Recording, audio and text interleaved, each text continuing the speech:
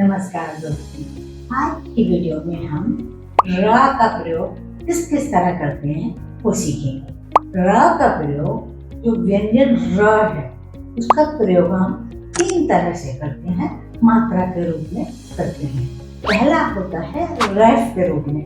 रैफ के रूप में जब होता है तब हम 2 वर्णों के बीच में आने वाले र के उच्चारण को अगले वर्ण की, अगले व्यंजन के ऊपर लगा देते हैं और उसे आधे सी के रूप में लगाते हैं। उसे हम रैफ वाला र कहते हैं। दूसरा होता है जब हम पाई वाले व्यंजनों में इसको प्रयोग में लाते हैं र की ध्वनि के साथ, तब हम उस अक्षर के नीचे तिरछी रेखा के रूप में लगा देते हैं। तीसरा होता है जो छोटी पाई वाले व्यंजन होते हैं, जब उनके साथ र का प्रयोग होता है तो उसे उल्टे वी के रूप में प्रयोग में लाते हैं। इसको आसानी से समझने के लिए आपको मैं विस्तार से बताने वाली। सबसे पहले हम र के बारे में जान लेते हैं।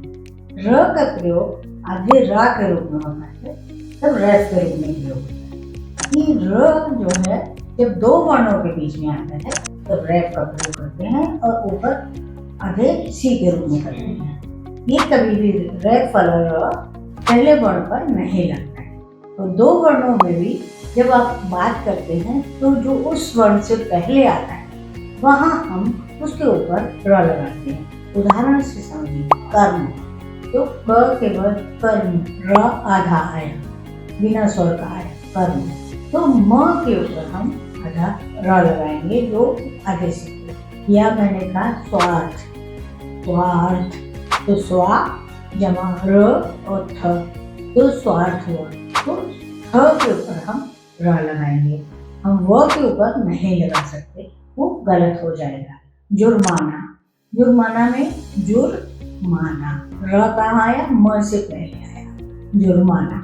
अगर आपने जू के ऊपर लगा दिया या ना के ऊपर लगा दिया र, तो वो गलत हो जाएगा। और यदि अगले अक्षर पर कोई मात्रा लगी हो तो उसके ऊपर र फिर भी लगेगा। जैसे मान लीजिए मैंने कहा हर्षित, तो छोटे एक की मात्रा लगी है शित, हर्षित, तो श के ऊपर छोटे एक की मात्रा होते हुए उसके ऊपर हम शी के ऊपर र लगा देंगे, हर्षित। आशीर्वाद, तो आशी पे मात्रा लगी है आशीर, वाद, वहाँ पे आ की मात्रा लगी है, लेकिन उसके ऊपर व के ऊपर हम र लगाएंगे। फिर र अगर हम तो पहले वाले अक्षर पर लगा दें या बाद वाले पर, तो वो गलत हो जाएगा। अगर आधे अक्षर के बाद र का प्रयोग हो रहा है तो भी हम जहाँ पूरा अक्षर है उसके ऊपर हम र लगाते हैं। मान लीजिए मैंने कहा अर्घ्य, तो अर्घ्य में र भी आता है, घ भी आता है। अर्घ्य, जो पूजा के लिए अर्घ चढ़ाते हैं उसको अर्घ कहते हैं। तो अर्घ्य में र जो है या के ऊपर पहुंच जाएगा, आधा घ बनाएंगे और या के ऊपर र लगा देंगे, आगे बन जाएगा।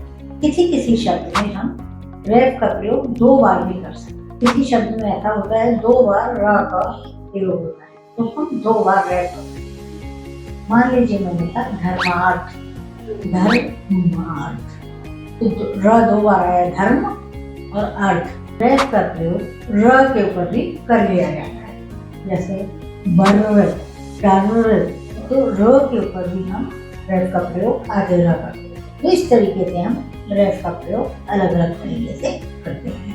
तो र का दूसरे रूप में प्रयोग होता है अक्षरों के नीचे लगाते, जिसे हम पदेन र कहते हैं। इसके अलावा ये तो जब पाई वाले अक्षर होते हैं उनमें हम तिरछी रेखा के रूप में लगाते हैं। पाई का अर्थ होता है कोई सीधी लाइन, जैसे भ लाइन खींची हुई है, क के बीच में भी लाइन आती है, क्रम लिखा, धम लिखा, ग्राम लिखा, ग में भी लाइन आती है, तो इसे हम पाई कहते हैं। और जिस अक्षर में पाई ना हो, मतलब पूरी लाइन खींची हुई ना हो, थोड़ी सी लाइन खींची हुई हो, उसे हम पदेन र दूसरे रूप में लगाते हैं, उल्टे वी के रूप में लगाते हैं, क्योंकि वो आधी पाई वाला अक्षर, जैसे ट, ड, ये सभी छोटी सी ऊपर पाई बनती है, फिर नीचे बनाए जाते हैं। इनमें हम उल्टे वी के रूप में र लिखते हैं। जैसे ट्रक, ट लिखेंगे, ट के नीचे गोल टागरी बनाएंगे, र का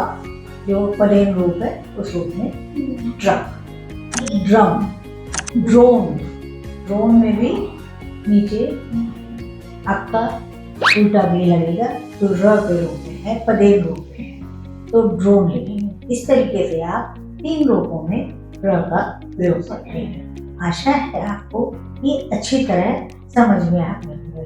रा एक विशेष अक्षर होता है जिसमें ऊ की मात्रा नीचे नहीं, ऊपर नहीं, बीच में लगाई जाती है। रु या रू लिखना हो तो उसके बीच में मध्य में मात्रा लगाई जाती है, जिसे हम पेट में मात्रा लगाना कहते हैं। इसमें किसी भी अक्षर के नीचे हम तिरछी लाइन खींचकर र लिखते हैं, इसे हम पदेन रा कहते हैं। ये पहला अक्षर आधा हो और अगला पूरा हो, तब हम ये आधा रा लगा देते हैं। नीचे लाइन खींच, जैसे मैंने कहा क्रम का आधा है और र है साथ में, क्र म, तो तिरछी लाइन का नीचे क्रम बनेगा। ग्राम, ग भी आधा है, म पूरा है, ग्राम, लेकिन नीचे तिरछी लाइन खींचकर इसमें र को लिखा जाएगा। या भ्रम, भ्रम भ आधा है और र है और म है, म पूरा है, तो भ्रम में हम तिरछी रेखा खींचे। आशा है आपको र के बारे में जानकारी बहुत अच्छी लगी होगी और समझ में आ गया होगा। देखते रहिए लॉजिक है और इसे सब्सक्राइब करना हर दिन नहीं भूलिएगा। अपने मित्रों को भी ये वीडियो जरूर दिखाइए। धन्यवाद।